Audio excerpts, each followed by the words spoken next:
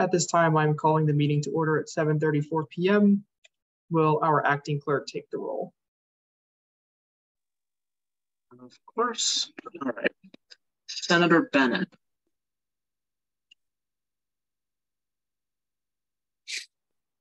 Senator Bennett.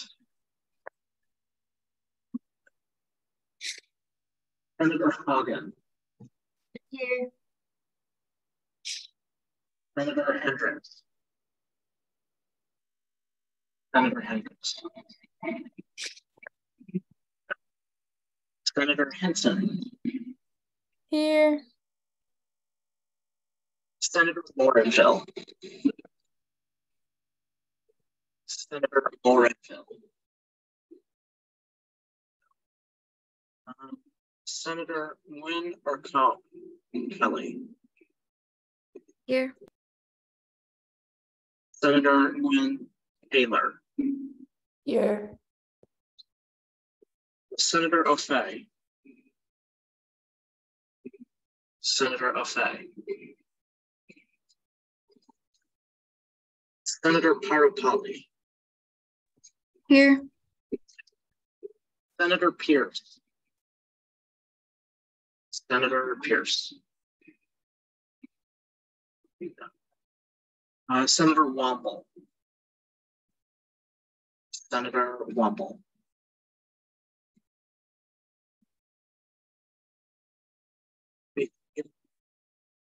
Senator Kim. Here. Senator Stanton. Here. Senator Guskowitz. Here. Senator Jones. Here. Senator Vernon. Senator Vernon. Senator Wilson. Here. Senator Alexander. Here. Senator Brandon. Senator Brandon. No. Chair Grimm. Here. Senator Manna. Here.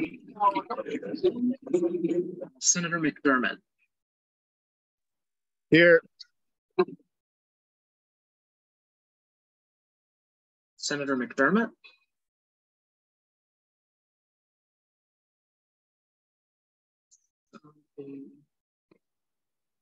Here on a different name. One more time, Senator McDermott. Senator Nanduri. Here. Senator Smith. Here. Senator Sodano. Senator Sodano. Senator Flynn. Senator Flynn. Senator Langley. Senator Langley. Senator Longo. Here. Senator Aurora. Senator Aurora. No. Senator Ertl, not here. Senator Jessup. Senator Jessup. No. Chair McClanahan. Here. Senator Palakure. Senator Palakure.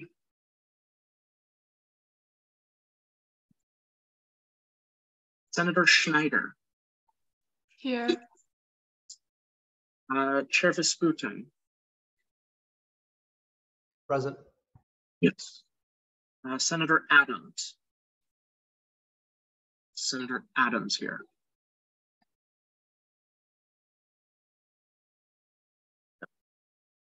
Chair Baruch. Present. Yes. Senator Jane. Senator Jane here.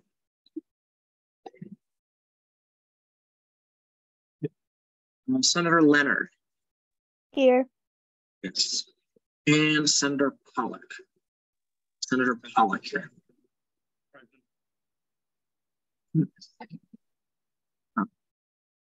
And with that, we do have a quorum. Senator Womble is also here. Yes, I previously met this person. Look up there.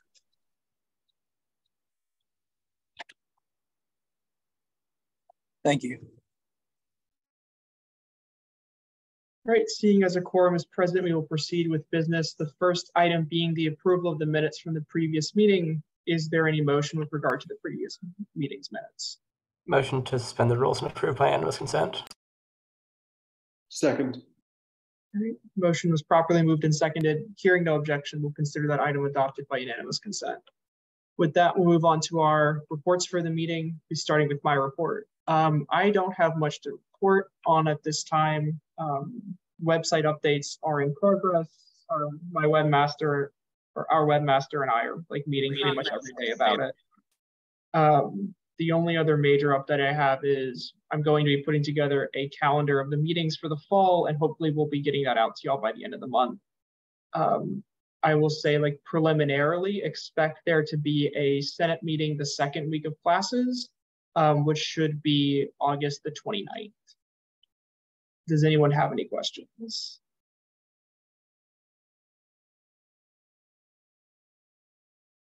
Seeing no questions, we'll move on to our next report. The pro tem is not here, so Finance Chair Vistita, if you have a report. Yep. Also, not too many updates. We had our meeting last night, looking at the schedule that we'll have for all of our finance hearings and everything like that. Nailing that down coming soon. Also had one or two pieces of legislation added to the floor tonight, but nothing out of the ordinary. Any questions for the Finance Chair? Seeing no questions, move on to our report from the Rules Judiciary Chair. Also not much to report. R&J met last week. We heard a few nominees. They're on the calendar for tonight. That's it. Any questions? Seeing none. Right. Seeing as there are no questions, we'll move on to our next report from the Oversight and Advocacy Chair. I don't have much of an update either. We have not met since the last meeting. We're not planning on meeting again until the school year starts up. If anyone has any suggestions, feel free to email me, but are there any questions in the meantime? Awesome. All right, seeing no questions, we'll move on to our report from the Ethics Chair. All right, I'm going to talk a little bit longer than the last couple of chairs because I just got a couple of things I want to talk about with the Senate. Primarily regarding our responsibilities as elected officials at the school. I'm going to be entirely honest, the response rate in general for the treasurer's test was quite abysmal. I think we had 8 members of the Senate who did not touch it. I would like to remind everybody that you got elected to this position. You chose this position. It is your responsibility to do the minuscule tasks that are required of you. Like, that's not that much, right? I appreciate everybody who tried. I appreciate those who tried multiple times in the past, but you know, this is the bare minimum that is required of us. And it was not done by a lot of the members here. You had 6 weeks after I sent it out initially. You had another 6 weeks after that. It's a test. It's like 30 questions. Also, attendances. It's kind of a moot point talking about it to the people at this meeting. Thank you all for being here. It's the summer. I know it's annoying. Please email me if you're going to miss one. We have 17 people missing from the meeting tonight. I got notified by 1 person. That's a very fast way to use up all of your attendance points and get suspended from voting privileges, which nobody wants. But yeah, mainly I just want to remind you all that, you know, I get this is the summer and most of us don't want to be doing all of this over the summer, but you know, you all got elected to these positions by students. I hope most of you are motivated to make changes at this university, and we're not asking that much over all of this, and the bare minimum has not been met by a lot of people who are at this meeting and who are part of this body. So if you're having trouble meeting that, if you don't think you're gonna be able to do this during the school year, please reach out to me or to Speaker Gary so that we can like figure out what we're going to go do going forwards, because like we've not asked that much this summer and it's not been great. So I just really appreciate it if we kind of just get our act together for the last month, do the things that are required of us, and we can start the year off on a bang instead of me having to spiel every one of these meetings about, you know, you have to do this test, you have to do this, you have to email me if you're missing a meeting. Like, you know, this is our 4th meeting, I think. We should kind of have some of this down pat at this point, disregarding committee meetings. So yeah, sorry for that bit of a spiel, but if you have any questions, if you have any concerns, please email me. I'm more than happy to talk. I've called with a couple of senators regarding questions they've had regarding like different ethics rules or committee reassignments, and please reach out. Like I'd much rather talk to you than you not show up. Thank you, and I'll take any questions if anyone has them.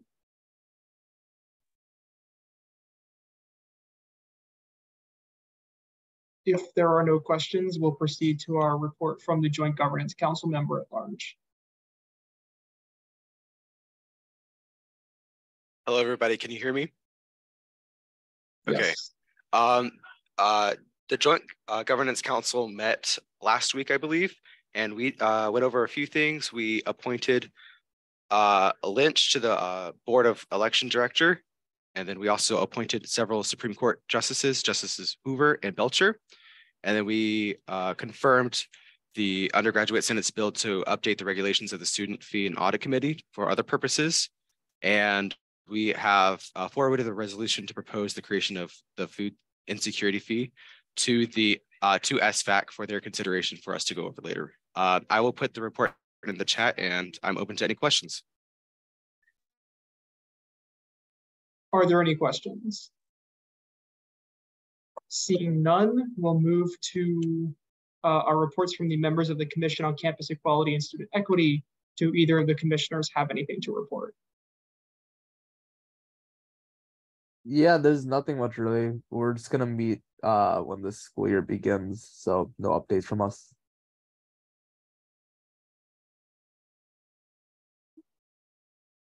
If there are no questions, we'll move on to our report from the undergraduate president. My understanding is that the report is going to be given by Everson. Hi, thanks for having me, folks. I apologize, and the President Everett apologizes as well for not being able to be here. He is currently scheduled to be on a trip in LA right now, so I am just stepping up for him. As of what's been happening and updates from the President, he has been in conversation and working with the Department of Education for a summit in response to the affirmative action decision. Excuse me, and he will be in DC.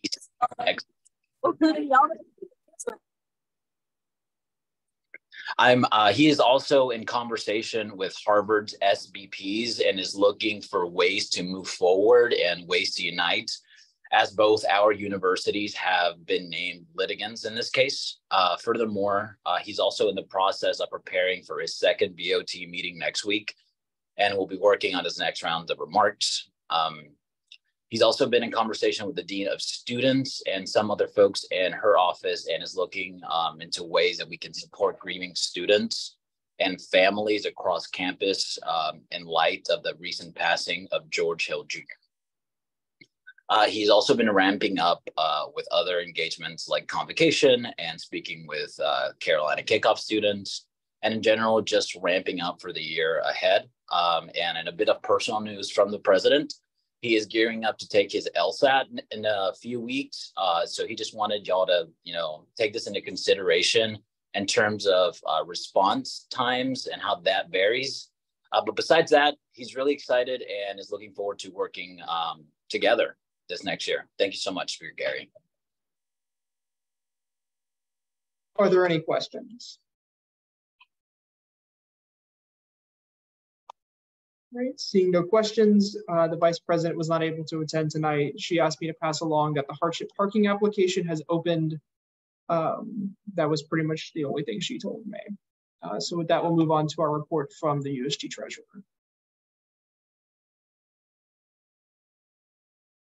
Hi, sorry, thank you. I will not be brief. I've decided to begin my remarks that way now, from now on, because it's more honest. Fall budget cycle. Treasurer's test was published the other night. That's on the Undergraduate Senate HeLife page. That will be in effect for the rest of the fiscal year. My expectation is that it will have a somewhat lower passage rate than the previous test for a couple of mostly technical reasons. I'm comfortable with that. The overwhelming majority of individuals who took the test last year at any point eventually did pass it, even if the average score was below passing. So my expectation is we'll still be within that threshold. The budget resolution, I endorse it. It seems very solid. I think it gets along. I think the resolution rate is appropriate, given past trending breakdowns between subsequent, or what was previously subsequent and secondary, but what we would now call budget and subsequent. So seems good, and other policy is appropriate in terms of meeting compliance goals. So happy with the budget resolution. The finance committee chair didn't mention it, so I will.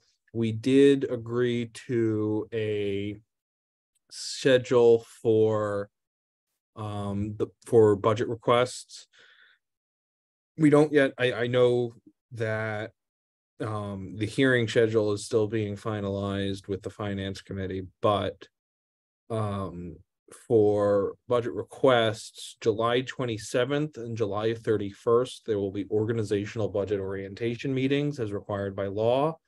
And then the budget window will open, the budget request window will open at 12 a.m. on August 6th and close at 11:59 p.m. on August 13th. So this will all hopefully go out in an email to student organizations before the close of business on Friday. So they will have plenty of advance notice to begin planning. We will also, or I should say I will, finalize the size of the appropriations reserve only when fall enrollment is much clearer. It fluctuates somewhat. So once we have a pretty hard number from enrollment, my goal is to allocate the largest possible reserve consistent with university policy.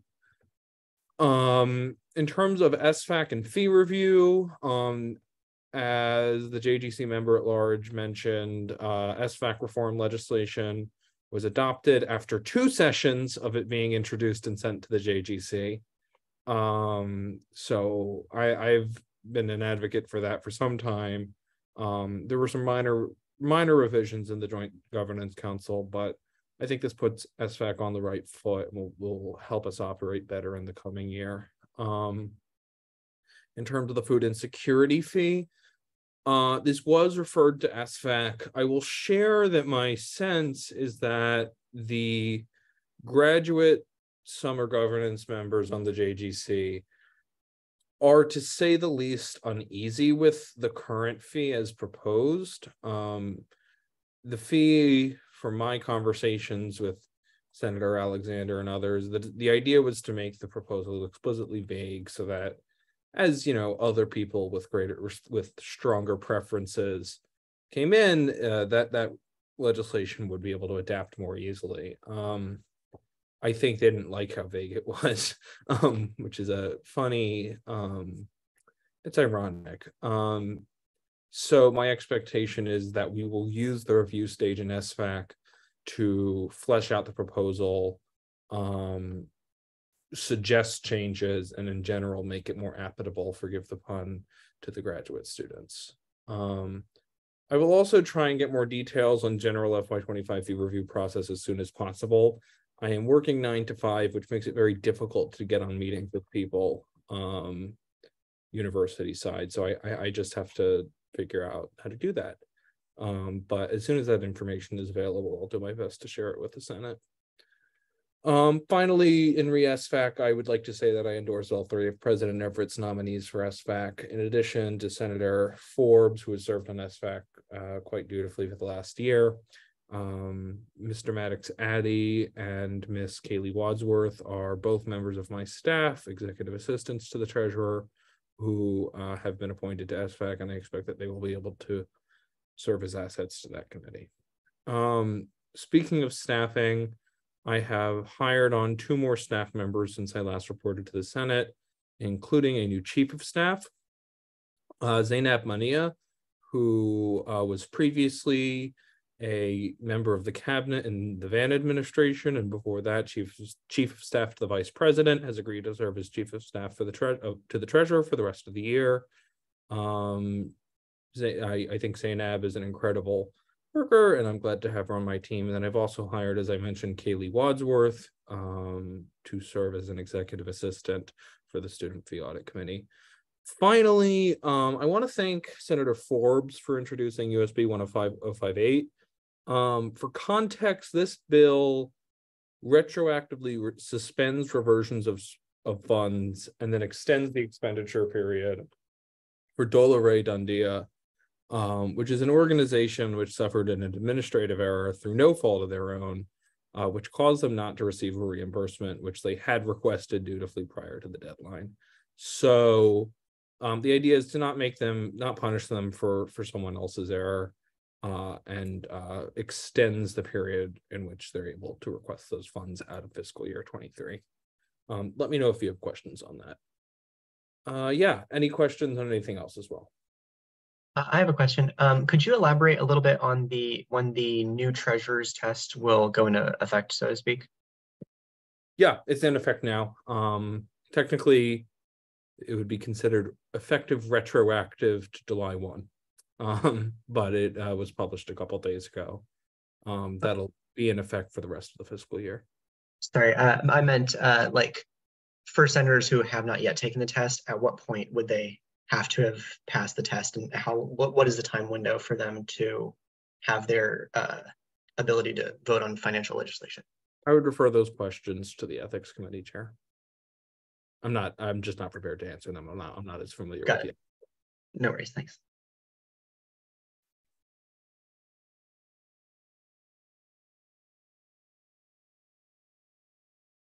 Are there any other questions? Seeing no further questions, we'll move to the report from the Chief of Staff. Good evening, everyone. It is good to see everyone today. I don't have any updates. The only thing is general staff applications are open as of tomorrow. You may have seen the video between myself and President Everett go up on the page a little bit before this meeting started. But please feel free to apply to those to work in one of the 6 departments, or who's interested, please go ahead and submit that application, but it'll be up on the page tomorrow. Those are all the updates I have at this time, but I'm also very, very excited for us to get into the regular schedule and meeting in person for Senate meetings come the fall semester. So looking forward to that. No other updates, happy to answer any questions. If there are no questions, we will move to our report from the SEA director. They do not appear to be present, and I do not believe anyone from the honor system is present. Our student government advisor is also not present. No, there were no requests. Yeah. All right. So yeah, we will now move into papers addressed to the Senate. We have a paper this week. It is linked on the agenda. It is from the UNC Policy Students Association president. And let's see, I'll share my screen now and read it to you all. Speaker Gary, this week I completed my training to be designated a certified treasurer. Upon reviewing Title VI of the Undergraduate Student Code, I am left questioning the constitutionality of 5 USGC Section 703, guaranteeing publicly financed student government campaigns, and 4 USGC Section 311, establishing code-mandated stipends. In light of the viewpoint neutrality provisions now enshrined in Chapter 1, Article 7, Section 7 of the Student Constitution, and the precedent established in Senate v. Grodsky, student fees must be appropriated through the even application of defined criteria. A cursory consideration of the statutory provision of allocating student funds to student government campaigns and stipends would suggest that such a standard is not sufficiently met. Student organizations such as the Policy Students Association will face a substantive harm should the budget process proceed under the color of a facially unconstitutional law. I would ask your consideration of a revision to the Undergraduate Student Government Code in advance of the budget process. Otherwise, student organizations will face unfair discrimination, which endangers the legitimacy of the entire process and may demand burdensome retroactive measures. Respectfully submitted, Matthew Tweeden, Policy Students Association President. As I said, that letter is linked on the agenda and is also in the Senate Drive. There were no requests for 2-minute speeches, so we will now move into public comment period. At this time, is there any public comment? Seeing no request for public comment, we will now move into the consideration of our business for tonight. Mr. At this Speaker. time, are there any motions? At this time, I move to suspend the rules and to add to the agenda USR 105-060 under the Committee of the Whole calendar, USB 105-61 under the Committee of the Whole calendar, USR 105-053, 054, 055, 056, and 058 under the consent calendar, and USR 105-059 under the general orders calendar. Is there a second to that motion? Second. Motion was properly moved and seconded. As this is a motion to add items to the agenda, we will enter a public comment period on whether to add these items to the agenda. Does anyone have any public comment on adding these items to the agenda? Seeing no request for public comment, we will now move into consideration of the motion. If there is no objection to the motion, we will consider it adopted by unanimous consent. Hearing no objection, these items are added to the agenda. These items are already listed on the agenda with parentheses to be added next to them. With that, is there a motion to enter into the Committee of the Whole? So moved. Is there a second? Second. Okay. Motion was properly moved and seconded. Does anyone wish to volunteer to preside over the Committee of the Whole?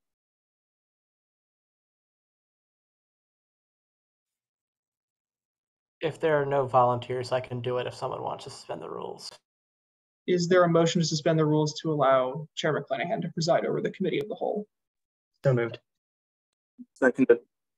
Motion was properly moved and seconded. Hearing no objection, I will relinquish the chair to Chair McClanahan. Thank you, Speaker Gary. At this time, we will now move into consideration of USR 105-052, a resolution to confirm the Sergeant at Arms, specifically Maddox Addy. The Speaker is recognized to present the resolution. Thank you. As the title suggests, this is a resolution to confirm our Senate Sergeant at Arms.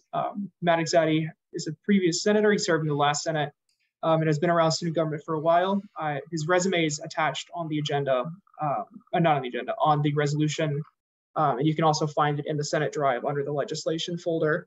Cannot really speak highly enough about Maddox, and this is the first time I'm aware that this role has been filled since I've been in the Senate. So yeah, I'll turn it over to Maddox for him to make a statement if you would like. Thank you, Speaker.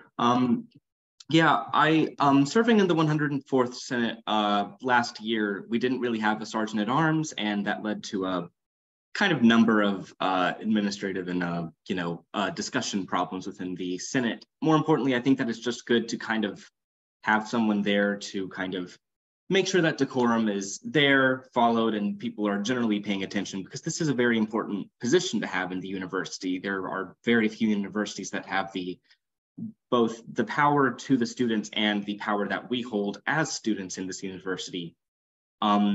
Really can't speak enough on just the opportunities that we have as an administration, and therefore I want to make sure that everyone is engaging and respecting this institution. So thank you. I'll yield to any questions if there are any. If there are no questions for the speaker or the nominee, then we will proceed in discussion. At this time, is there any discussion? If there is no discussion, is there a motion? Motion to suspend all necessary rules and pass USR 105-052 by unanimous consent. I will interpret that as a motion to report favorably by unanimous consent. Is there a second? Second. And seeing no objection, the resolution is reported favorably by unanimous consent. We will now move into the consideration of USR 105-060, a resolution to applaud of universities' move to expand financial aid, which is introduced by Senator Forbes. Senators recognized to present the resolution.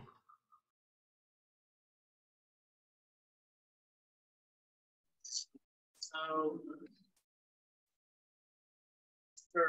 the Supreme Court ruled on affirmative action, our university released their plan to expand financial aid, cover the full cost of tuition for families that earn less than $80,000. This, I believe, is a very good thing that the university can do and is doing. So I wrote this resolution to affirm the Senate's support for such a move and continue to call on them to keep improving and making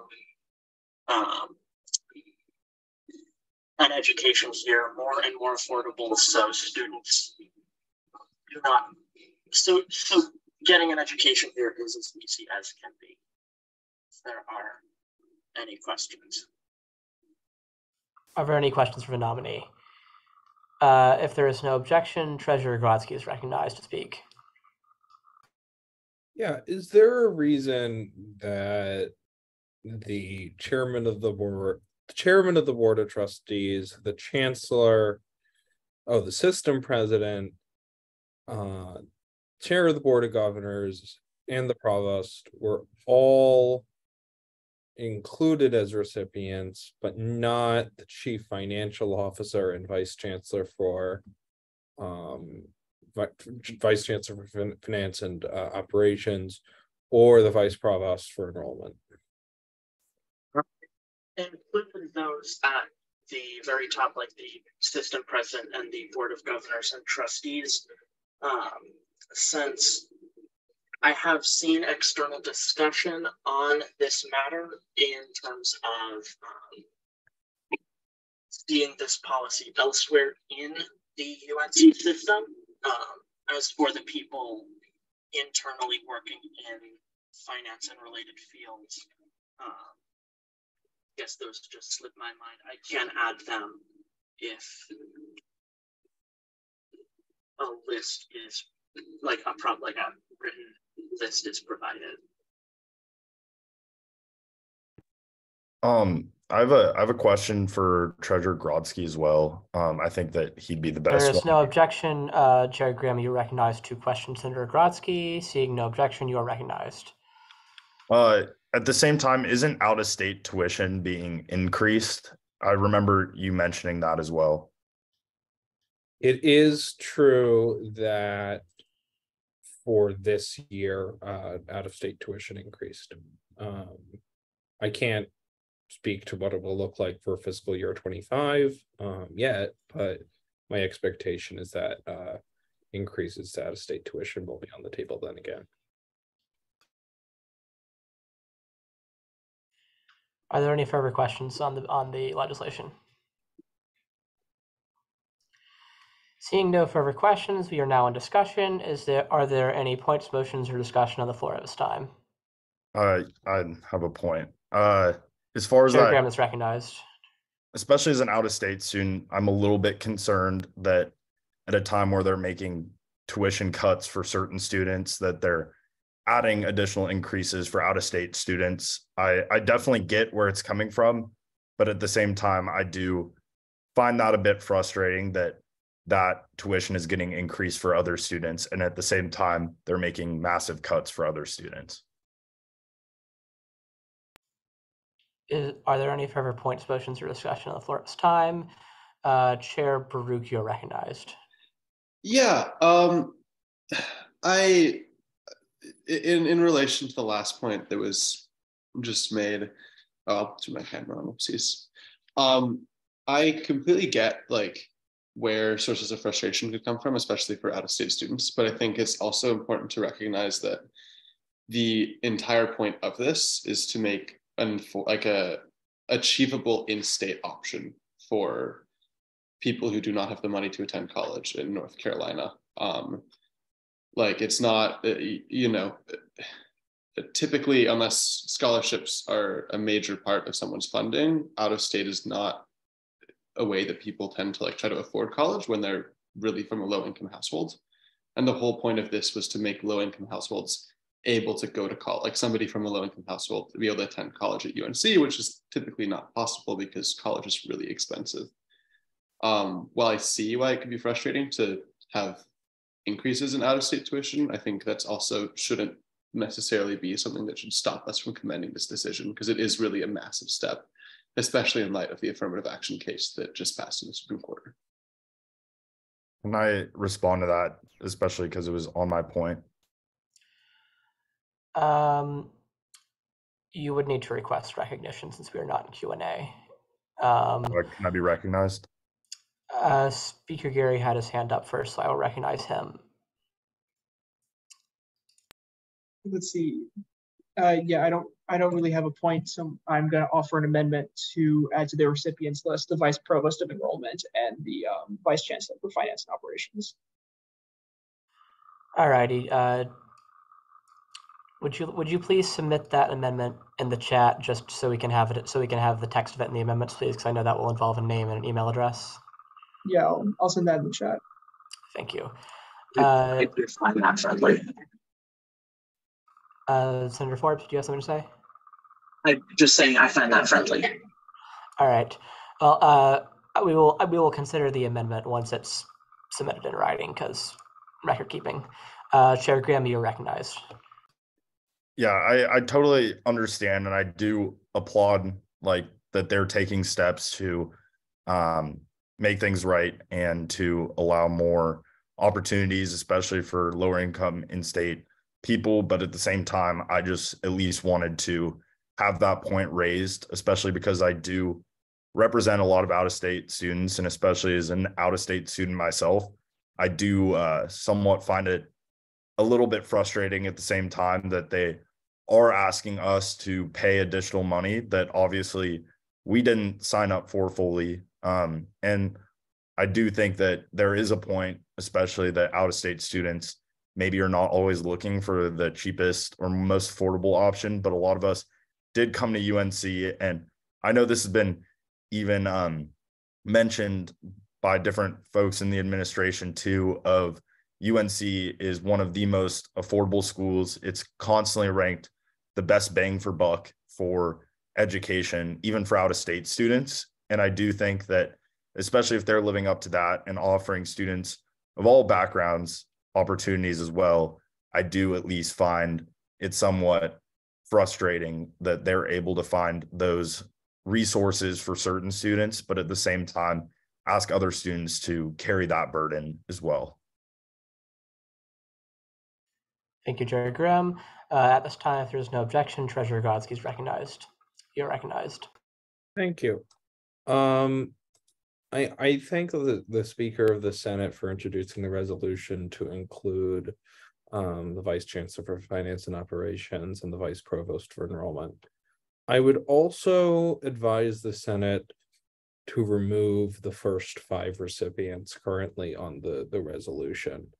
And my reasoning here is that I have heard from a variety of places that there is some, I'm not going to say frustration, but maybe some annoyance on the part of administrators and persons in leadership of the university that they are receiving resolutions pertaining to operational matters, which would essentially be below their pay grade.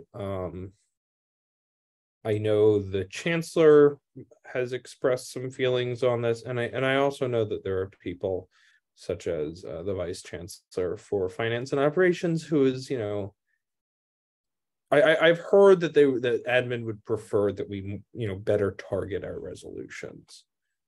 I don't think Dave Boliak will want to hear this very much, if I'm being very honest.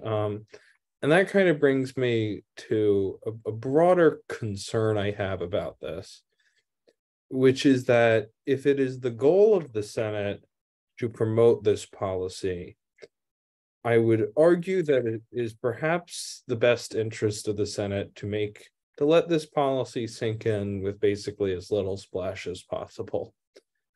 It is frankly, from my understanding of the conversation within the UNC system, a very controversial policy, and one which is not without its detractors on a variety of bases. And I think that the undergraduate Senate applauding it for, helping low-income students and referencing it as a substitute for affirmative action may not have the desired effect that the Senate is seeking. I make those, I try and make that as an advisor to the Senate, those comments, but happy to answer questions on my points as well. If there is no objection, the amendment submitted in chat will be considered adopted. Seeing no objection, the amendment is adopted. At this time, are there any further points, motions, or discussion on the floor at this time? Yeah. Chair Graham, you're recognized. I actually really appreciate that comment, Treasurer Grodsky.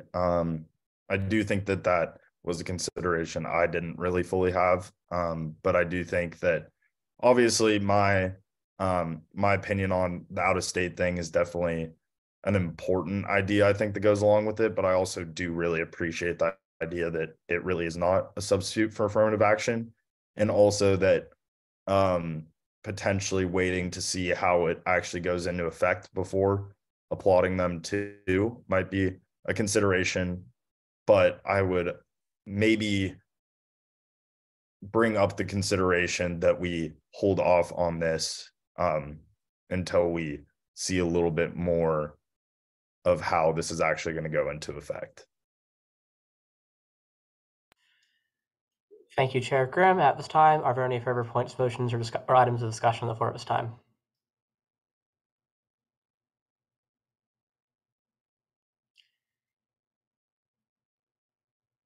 Are there any points, motions, or discussion on the floor at this time?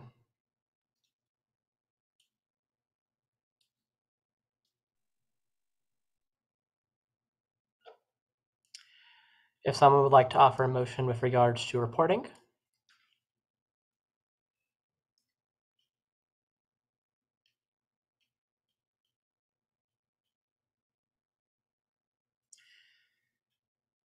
As a procedural reminder, as we are in committee of the whole, someone would need to make a motion to report on the matter for us to proceed further, as we do not just immediately go into voting like we would during general orders. Can I motion to send this to Oversight and Advocacy Committee? I would not consider that in order during the committee of the whole, as that is a power of the Senate. You may, however, move to report this without prejudice, and then when we return to, and then when we get to it on general orders, you can move to re-refer it to Oversight and Advocacy. That would be in order, but you would need to report it without prejudice from committee of the whole first, because committee of the whole doesn't. To refer it without prejudice to the Senate.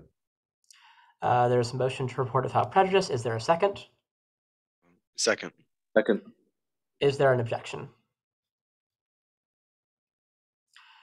Seeing no objections, the motion is reported without prejudice and is now on the general orders calendar.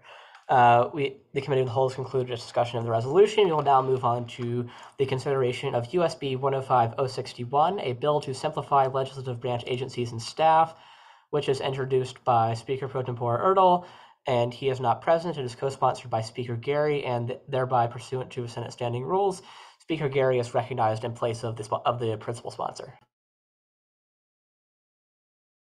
Yeah, I am happy to go through this. So the Speaker Pro Tem and I have been dealing with I've been writing back and forth about filling out the Senate staff positions. And what we've discussed is that the way Senate staff are structured and like their general purpose is just a disaster. We have a number of staff roles that don't really interface well with the rest of the Senate. And in general, like don't seem to attract people to apply to them anymore. And we have discussed what we have come to agree upon is that the staff need to be totally reworked, like their responsibilities, what positions we have, and that we need to do this quickly because we need to fill in these staff roles pretty soon. As I cannot like stress enough, like I cannot and Dennis cannot keep doing like 20 or 30 hours of work every week just to like keep the paperwork up to date. Like we're already falling behind just because there is so much documentation that has to be done and so many other responsibilities that have to be fulfilled. And so what this bill does is it basically gives Dennis and I license to restructure the staff however we think is best, subject to Senate approval. And what would happen under this bill if it was passed today is Dennis and I would send to the Senate a plan for how we're going to restructure Senate staff.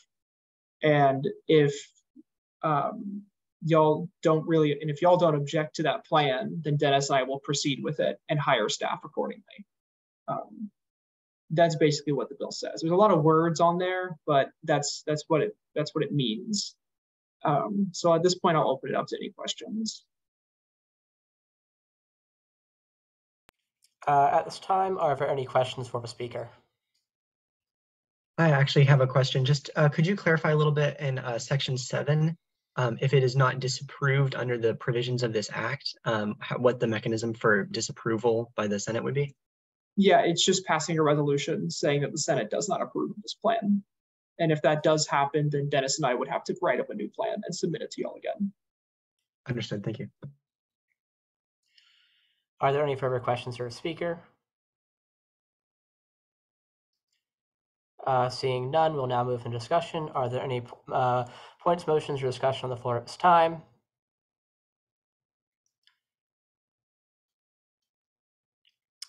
I move to report this favorably to the Senate. Are there any objections? Seeing no objections, the bill is reported favorably. It is now on the consent calendar. If there are no objections, we will now exit committee of the whole, and seeing no objections, we are now out of committee of the whole. And Speaker Gary, if you... All right, thank you, Chair McClanahan. At this time, we are now in line for the consent calendar. Is there a motion with regards to the consent calendar? Motion to adopt by unanimous consent. Hearing no objection, the consent calendar is adopted. We will now move on to general orders calendar, with the first item being USR 105050, a resolution to confirm a member of the Committee of Student Conduct. Let's see. The Vice President is not here tonight, but my understanding the nominee is Mary Branson, President.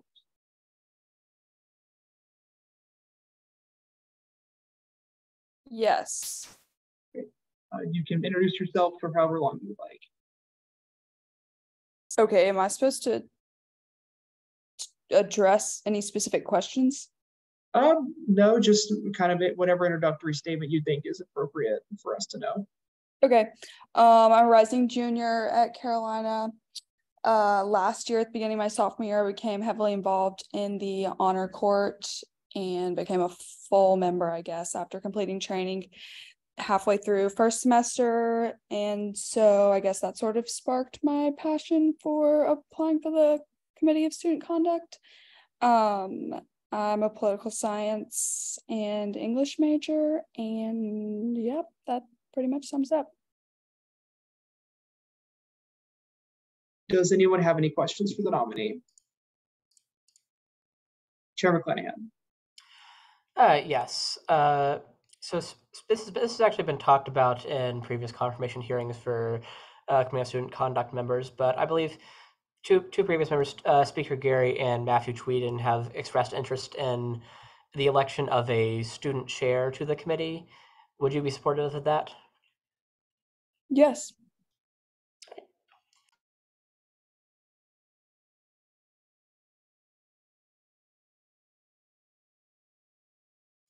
I move to suspend the rules and pass the resolution by unanimous consent.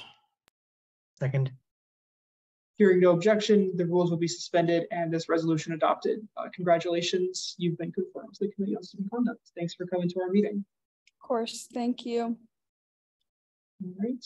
We will now move into our next item of business, USR 105057, a resolution to amend the standing rules of the Undergraduate Senate. Chair McClanahan, you are recognized. All right, so there's a lot of things we do by, I'll make this very simple. There's a lot of things we do by resolution. USR 109001 purports to have a list of them. This list is not complete. There are several things we do by resolution that are not included here. And the two that come to my head first, the two at the top of my head would be, among other things, amending the instrument and passing budget resolutions. And there's also like several other things defined in the code and that the Senate has the power to do.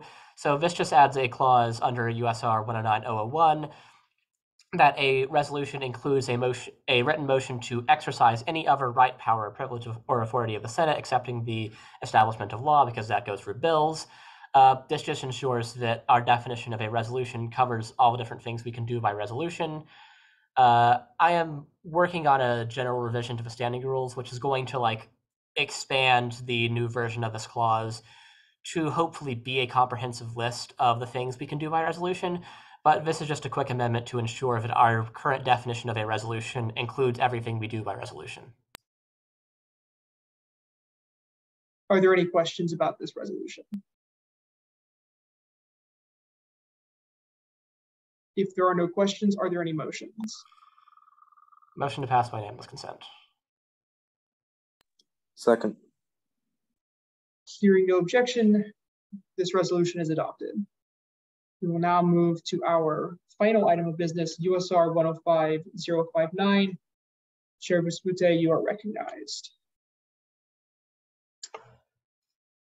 Hey, y'all. This resolution essentially does a couple of things. First, it increases the, or not increases, but like sets the resolution rate, kind of the percentage of the budget that will be for the main cycle of funding. So that's the first thing it does. Second, it broadens the categories for funding, so you can see all the categories there. No like huge changes. And finally, it does not allow candidates to be reimbursed through student funds for all campaigning costs. So that's basically what this bill is doing. It's fairly important just to get this passed for Finance Committee to continue working. I'll accept any questions now. Are there any questions?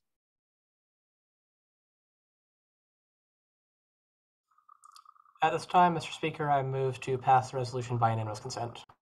I would ask that that be withdrawn. My understanding is an amendment is going to be never mind, withdrawn. This right here. If someone would move to amend this from 5 UGSC section 703 to the section that cites to campaign financing. So moved. Second. Thank you. Wait, question. And you still have speaking privileges. So what is your question?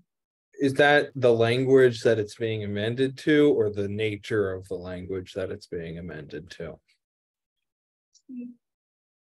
That is, the way I interpret the amendment is that the proper citation for the section that is supposed to refer to will be inserted there. So it's section 4 something, or 5 USGC something or other. I forget the exact number.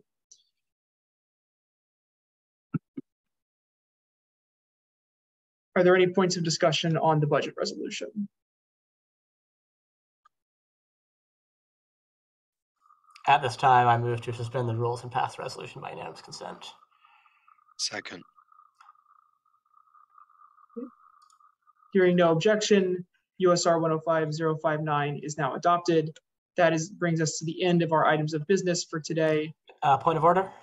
Yes. USR 105-060 was added to general orders from the Committee of the Whole. That's true. Okay, we are now in consideration of USR 105-060. Are there any points of discussion? I'd like to motion to send this to Oversight and Advocacy Committee.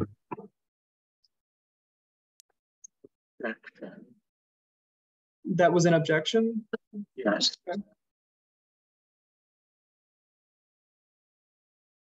There is a motion with no second and objection. The motion does not carry. Second. Okay, Sorry, I didn't. I will second that motion. There is, okay, we have a motion, second, objection. We will have to vote on this. we will vote by roll call because this is a meeting. Mr. Speaker, Yes. I may speak to the motion. This is more so a question for Chair Grimm. Do you believe that, so you're moving to re-refer-vis, that means you think it needs some revisions. What sort of revisions do you think need to be done in O&A to the resolution that we wouldn't be able to just do in Senate? I think it needs a little bit more discussion, and especially in a place where we can think about it a little bit more. I know this is normally something that should get referred to O&A to begin with. And I was not sent this from Speaker Gary to refer to the Senate as a whole. So I'd like for that to go back to committee so we actually have a chance to discuss it, look at it a little bit more before we send it to Senate.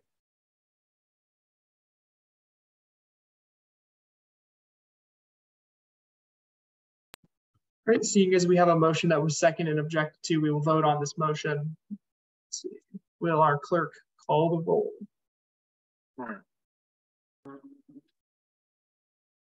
Senator Hagen.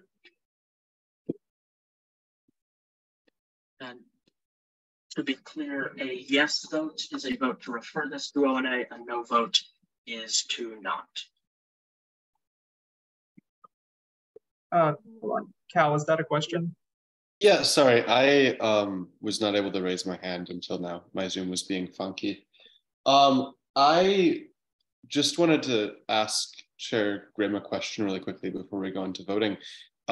You said that you were not going to meet as O&A until the year started. I would like to remind people that this is very important to get passed before finance begins its like appropriations, and at least from the meeting yesterday, we're going to be doing that as soon as possible when the year starts. So if you do want to go over this in O&A, I would recommend that a meeting be held before the end of the summer to discuss this bill or this resolution, because it's pretty necessary. Point of information. Yes, you don't have to be recognized. Oh, sorry. Yeah, point of information. I believe is the resolution that we're talking about USR 105-060 to applaud the university's move to expand financial aid. Yes, that's the one we're considering. Oh shoot, that's my bad then. I got confused. Well, yeah, that's the whole thing is I don't know. Obviously you're talking about something different, but just to respond to that, when we're not meeting till the beginning of the year, I don't think that this is something that needs to be passed before then. All right, we are now in voting procedure. Acting clerk, please call the roll. Okay. Senator Hagen. Yeah. Senator Hagen. Senator Henson. Yes. Senator Nguyen or Kelly. No. Senator Nguyen Taylor. No. Senator Parapoli. Yes. Senator Womble. Senator Womble.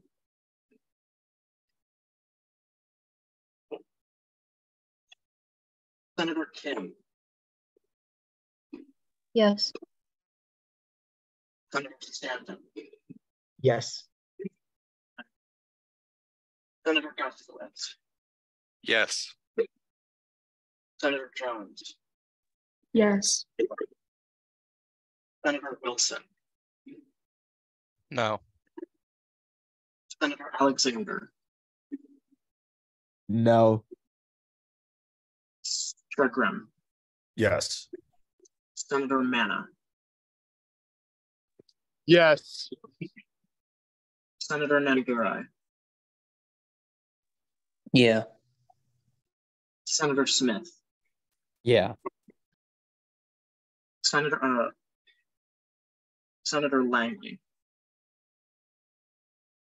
Senator Langley. Senator Longo. Senator Longo. Chair McClanahan. No. Senator Schneider. Yes.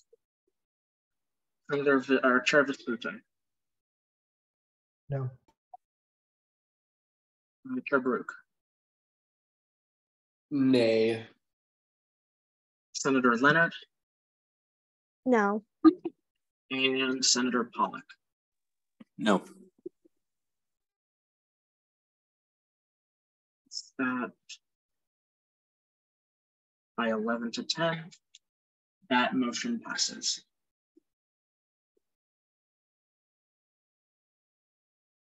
I believe that Senator Rachel Huygen is here. Yes, there were a couple senators who were initially marked as present but didn't.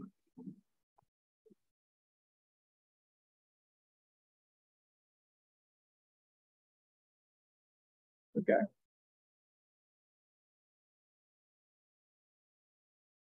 I do believe this clerk should ask senators who are present but didn't vote if they are going to vote, if they didn't respond. And Senator Hagen, do you wish to vote? Yes. Is that a vote for yes?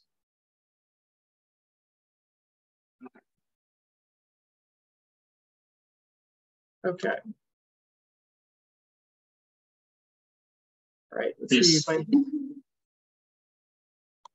By a vote of 12 to 10, that motion carries. The resolution will be remanded to the Oversight and Advocacy Committee.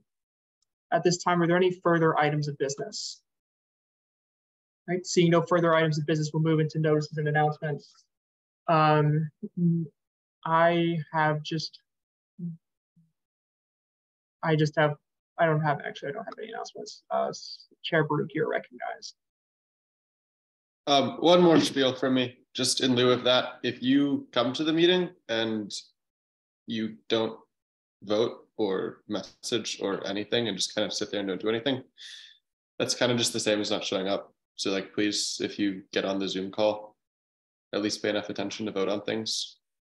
Again, I don't think most of us want to be here in the summer, but it's our responsibility. So yeah, thank you.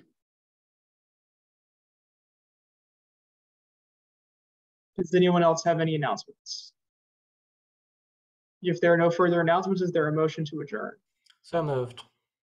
Second. All right, we stand adjourned at 8:37 p.m. Thank you all for coming.